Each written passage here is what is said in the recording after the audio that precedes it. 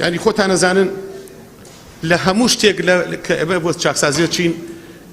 دەولەی عەمیقە لە هەموو شوێنێکی. ئەمە قسەی وەزیری داراییە لە پەرلەمانی کوردستان، بەڵام وەکو خۆی وتی بۆ ئەوەی حەساسیەت دروست نەبێت ڕوونکردنەوەی زیاتری نەدا. پێم بڵێ دەولەی عەمیقە چییە؟ پێدامەوە شەرحیکەم بۆی حەساسیەت بۆ کوردستان ڕانەکێشن،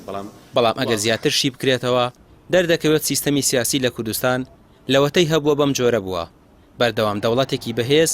لە نێو دەوڵەتێکی بێدەسەڵات بوونی هەبووە کە هەموو جمگەکانی وڵاتیان بەدەستەوە بووە و لە پێناو بەرژەوەندی خۆیان سڵیان لە هیچ شتێک نەکردوتەوە و حکومەتیشیان بۆ خۆ دەوڵەمەندکردن و پەردەبۆشکردن بەکارهێناوە. مامۆستایەکی زانکۆ مەترسیەکانی بوونی دەوڵەتی قوڵ ڕوونتر دەکاتەوە، دەڵێت تا دەوڵەتی هاوتەریب هەبێت لە پاڵ دەوڵەتدا وەکو ئێستای کوردستان دۆخی سیاسی و ئابووری کۆمەڵاتی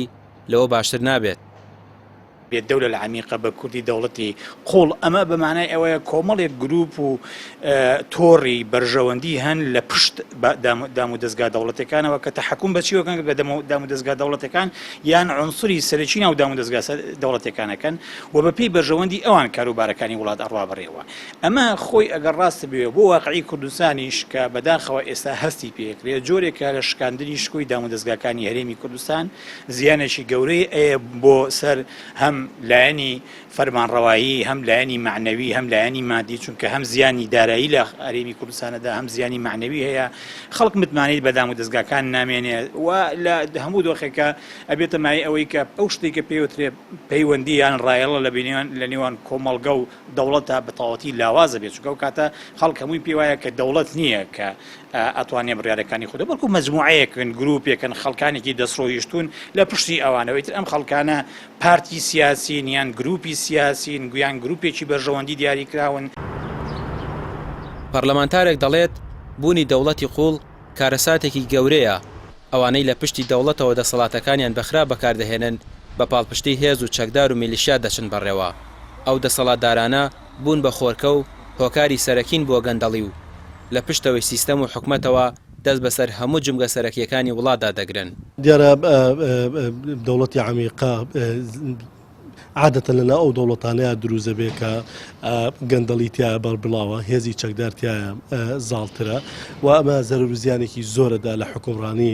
لە هەج دەوڵەتێکە وەکو خۆرکە ناوەڕۆکی حکومەتەکە بەدەست کۆمەڵێک خەڵکەوە جا ئەگەر بیانەوێ گەندەڵی بکەن فەساد بکەن هەر چیەک هەر ڕێوشوێنێ بیانەوێ زیاتر ئەوان بەرپرسیارە بن و مەسئولیەتی ناواخنی حکومەتەکە ئەگەر نەدەست و بێگومان ئەم لە کەم ئەزمموی دنیا دەوڵەتی عەمیقە و دەوڵەت لە ناو دەوڵەتە بۆ کاری باشە بەکارێنراوە زیاتر ئەوانە مەبەستیان لێ دەست بەزەراکردنی سێکتەرەکان و ئەو جومگانەیە کە بەکارێنرێ بۆ گەندەڵی بۆ فەسادی مالی و ئیداری. بوونی دەوڵەتی قوڵ واتە دروستبوونی دەوڵەتێکی تر لە ناو دەوڵەتێک،